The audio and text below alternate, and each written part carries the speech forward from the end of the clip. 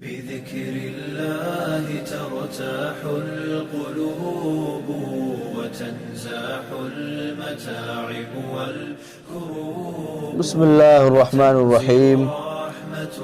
عن ابي هريرة رضي الله عنه قال جاء اعرابي الى رسول الله صلی اللہ علیہ وسلم.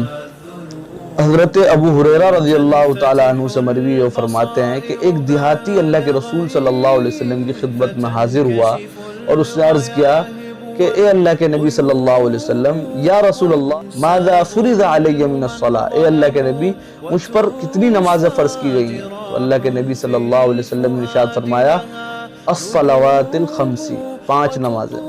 پھر اس نے عرض کیا کہ ماذا فرض علی من الصیام، مجھ پر کتنے روزے فرض کیے گئے ہیں؟ تو آپ صلی اللہ علیہ وسلم نے ارشاد فرمایا شہر رمضان، رمضان کا پورا مہینہ. معلوم ہوا کہ رمضان کا مہینہ جب آئے تو اس میں روزے رکھنے فرض ہیں. اس سے کسی کو کوئی چارہ نہیں ہے. اگر کسی کو غلط فہمی ہو، اگرچہ ہمیں یہ معلوم ہے کہ لوگوں کو پتہ ہے کہ رمضان کے روزے فرض ہیں، اس کے باوجود لوگ روزے نہیں رکھتے.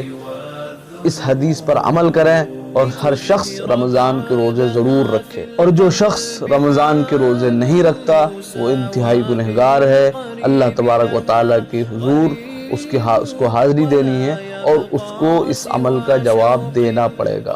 پھر وہ دیہاتی جانے لگے تو وہ یہ کہتے ہوئے گئے کہ لا ازید ولا انقص، کہ اللہ کے نبی صلی اللہ علیہ وسلم نے جتنی باتیں مجھے بتائی ہیں نہ اس میں زیادتی کروں گا کچھ اپنی طرف سے اور نہ ہی اس میں کچھ کمی کروں گا.